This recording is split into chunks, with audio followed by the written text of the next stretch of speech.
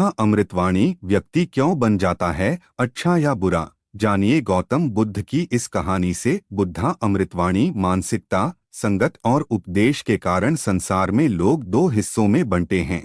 इनमें एक अच्छे और दूसरे बुरे कहलाते हैं। लेकिन प्रश्न यह है कि कैसे और क्यों व्यक्ति अच्छा और बुरा बन जाता है। अच्छा और बुरा व्यक्ति की प्रवृत्ति है, लेकिन सवाल यह है कि क्यों और कैसे कोई व्यक्ति अच्छा या फिर बुरा बन जाता है। वहीं इससे भी जरूरी चीज यह है कि अच्छा इंसान कैसे बन। आज संसार में चारों ओर बुराई ही बुराई है।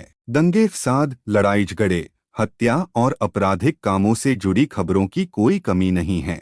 इसका कारण है इंसान का बुरा बनना। जब इंसान की प्रवृत्ति बुरी हो जाती है तो संसार भी बुराइयों से भर जाता है। गौतम बुद्ध की इस कहानी से जानेंगे क्यों कोई व्यक्ति बुरा बन जाता है और बुरे काम करने लगता है। साथ ही इस कहानी में जानेंगे कैसे बने अच्छा इंसान। एक गांव में एक शातिर चोर रहता था।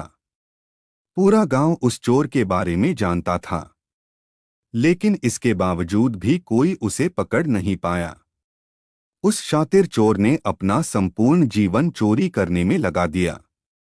इतना ही नहीं, आसपास के गांव और नगर में भी उसकी बराबरी का कोई चोर नहीं था। चोर का एक बेटा था जिसे वह अपनी तरह ही शातिर चोर बनाना चाहता था। इसलिए वह अपने बेटे से हमेशा कहता था कि कभी किसी साधु या सन्यासी के उपदेश को मत सुनना। यदि कोई कुछ कहे भी तो अपने कान बंद कर वहां से भाग जाना। बचपन से ही उसका बेटा अपने पिता से इन्हीं बातों को सुनता आ रहा था, जिस कारण ये बातें उसके मन में बैठ गई थी। ऐसे में बड़े होकर बेटा भी अपने पिता की तरह शातिर चोर बन गया। एक दिन उसे बड़ा लालच आया और वह राजा के महल में चोरी करने के उद्देश्य से जाने लगा।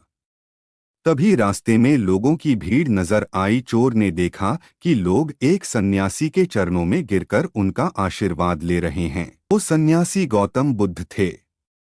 चोर साधु सन्यासी से दूर रहता था क्योंकि उसे अपने पिता से यही सीख मिली थी।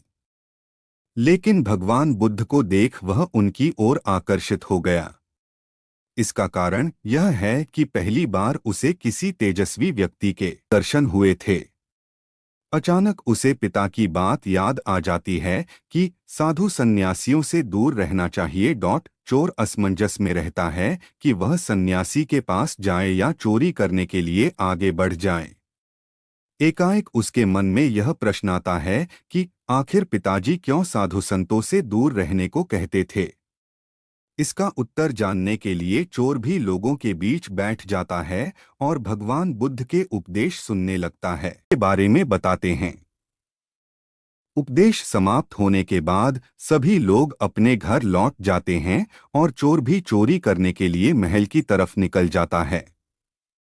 लेकिन पूरे रास्ते वह यही सोचता रहता है कि क्यों न एक बार उस सन्यासी के उपदेश में कही बातों को मानकर देखा जाए। इस तरह से वह चोरी करने के लिए महल की दीवार से कूदने के बजाय महल के द्वार से अंदर जाता है।